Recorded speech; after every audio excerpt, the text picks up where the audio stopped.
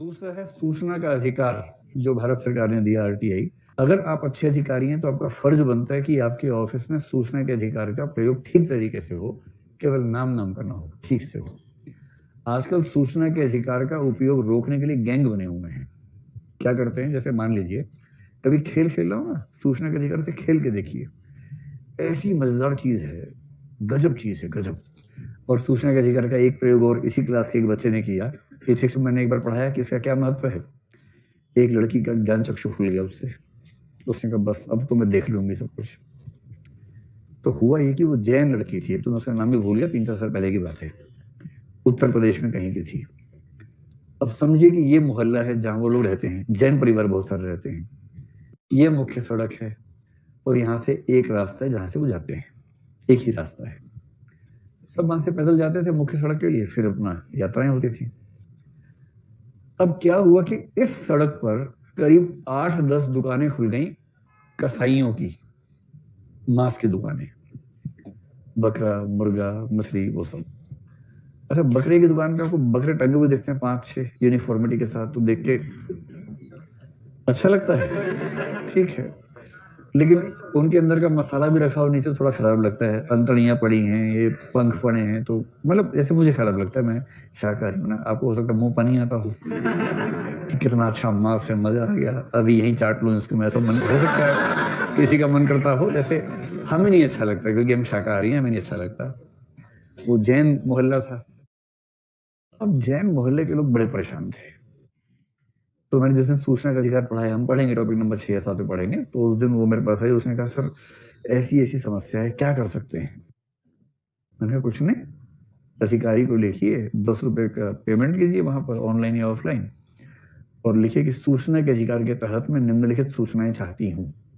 मैंने कहा आपको डर तो नहीं लगे अपने नाम से करने में? बोले डरने की बात नहीं है, क्योंकि जीना मुश्किल है पूरे मोहल्ले का, किसी को आगे आना ही पड़ेगा, तो मुझे डर नहीं है, अपने नाम से लिखूंगी एप्लीकेशन। मैंने कहा बस फिर, नहीं तो किसी और के नाम से लिख दो। कई लोग ऐसा करते हैं, घर के नाम से लिख देते हैं, या ईमेल नंबर देते हैं, केवल ईमेल आईडी दिया तो उस पर जवाब आता है। वो साहस वाली लड़की थी, उसके मेरे नाम से लिखा। फिर पूछा सर किसको भेजना है? मैंने देखो कोई ना समझ में आए तो भेजो एसडीएम को, वो ना समझ में आए तो भेजो डीएम को, बात खत्म। उसकी जिम्मेदारी है उसके बाद, क्योंकि डीएम पूरे जिले का मुखिया है, तो डीएम की जिम्मेदारी होगी कि उसका ऑफिस सही ऑफिस को भेजे, 3 दिन के अंदर भेजना पड़ेगा। तो उसने सीधे डीएम को लिखा, माननीय जिलाधीश महोदय, सूचना के अधिकार के अंतर्गत कृपया निम्नलिखित सूचनाएं प्रदान करने का कष्ट करें। मैंने कहा खुद को कलेक्टर समझ के ही लिखना है, बहुत सविनय निवेदन है, प्रणाम है, आपको ये सब नहीं करना है, अधिकार से लिखना है। निम्नलिखित सूचनाएं प्रदान करने का कष्ट करें। नंबर 1, इस सड़क पर कसाईयों की कुल कितनी दुकानें हैं? मैंने कहा बताना मत कुछ, केवल पूछना उनसे। नंबर 2, क्या ऐसी दुकानों के लिए किसी लाइसेंस की आवश्यकता होती है या नहीं? नंबर 3, यदि होती है तो जिन जिन दुकानों को लाइसेंस दिए गए कृपया उन सबके लाइसेंस की फोटोकॉपी संलग्न करें, और मैं उसके लिए फोटोकॉपी की कीमत अदा कर रही हूं। उसमें अदा करना पड़ता है, 2 रुपए पर पेज होता है, वो पे करना पड़ता है उसके लिए। नंबर 4, यदि अनुमति नहीं दी गई है तो कृपया जांच करवाएं कि क्या कुछ दुकानें अवैध रूप से चल रही हैं, और यदि हाँ तो जो जांच आप करवाएंगे उसकी रिपोर्ट की प्रतिलिपि मुझे भिजवाएं। आपकी आज्ञाकारी कर खगा। और ये आगे करने लिखा, मतलब साथ में 10 रुपए का वो जो पोस्टल ऑर्डर है वो लगाया, भेज दिया कलेक्टर के ऑफिस में, इतना ही किया। फिर 5-6 दिन बाद एसडीएम का फोन आया उसके पास, फोन नंबर था उस पर।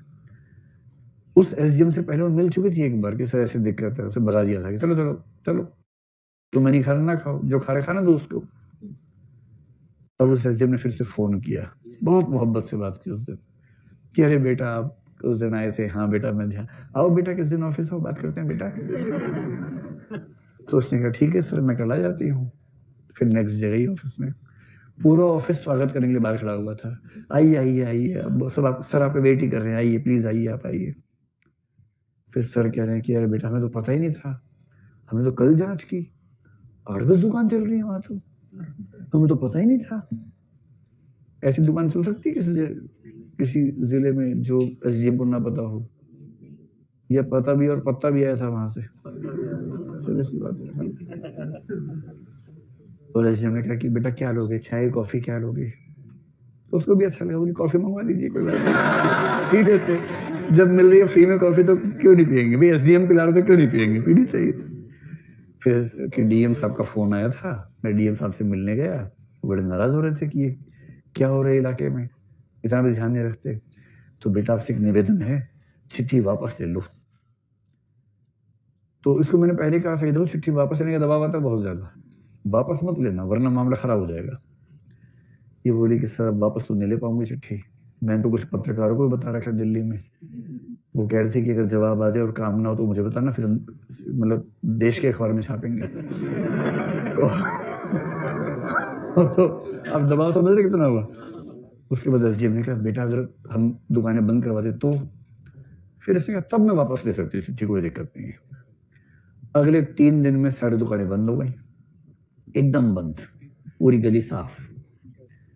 और उसके बाद एसडीएम ने फिर बुलाया, गनीमत है कि इसने नहीं कहा कि आप घर ही आ जाओ, मैं फ्री नहीं हूं उस समय। आ ही जाता उस समय, क्या करता बेचारा, एक बड़ी तमीज से अदब से ये वहां गई और फिर उसने कहा देखो बेटा सब दुकानें बंद करवा दी हैं, देख लिया आपने? उसने कहा हाँ मैंने देख लिया। तो बेटा वापस ले लो एप्लीकेशन, डीएम साहब बहुत तनाव में है। तो उसने कहा ठीक है सर। फिर एप्लीकेशन एक और लिखी कि मैंने जो सूचनाएं मांगी थी मुझे अन्य स्रोत से प्राप्त हो गई हैं, अब मुझे इसकी आवश्यकता नहीं है, कृपया उस पत्र को खारिज समझें। सर साइन किया, वो पत्र गया, डीएम ने राहत की सांस ली, एसडीएम ने राहत की सांस ली, दुकान वालों ने अलग जगह ढूंढ ली अब कहाँ लगाएं। ये ताकत है सूचना के अधिकार की। इसलिए अगर जनता के पास सूचनाएं हों पर्याप्त तो बहुत सारी गलत चीजें समाज में चल रही हैं वो अपने आप ठीक हो जाती हैं, ये विश्वास काम करता है। अभी आप सबके चेहरे पर जो भाव आ रहा है मैं समझ रहा हूँ कि आज ही मैं भी लिखता हूँ, 10 ही रुपए की तो बात है, आज ही लिखता हूँ। लेकिन सरकार भी तबाह हो चुकी है, सरकार ने अब इसका मैकेनिज्म निकाल लिए टालने के, तो सरकार टालती है किसी तरह से, घुमा फिरा के मैनेज करती है। तो जिसमें पेशेंस ठीक ठाक है वो तो अभी भी सरकार को तबाह कर सकता है, अगर पेशेंस कम है तो दिक्कत है। मतलब पहली बार में क्या बोलेंगे, 30 दिन का समय है, फिर जवाब आएगा आपका पत्र लोक हित में नहीं है, इससे कोई लोक हित नहीं सध रहा, इसलिए सूचना नहीं दी जा सकती। अब इसकी अपील करनी होगी, अपील वाला जवाब खराब से देगा, सेकंड अपील करेंगे, तो सेकंड अपील में जाके चीजें ठीक होने लगती हैं, लेकिन उतनी पेशेंस कम लोगों के पास है ना। और जिनके पास ज्यादा है उनमें से कुछ की हत्या हो गई, क्योंकि वो सरकार के जो गैंग चल रहे हैं ठेकेदारों के, उन पर खतरा आता है। तो मैंने पहले कहा इंटीग्रिटी ज्यादा है तो खतरा है, थोड़ी दिक्कत आती है।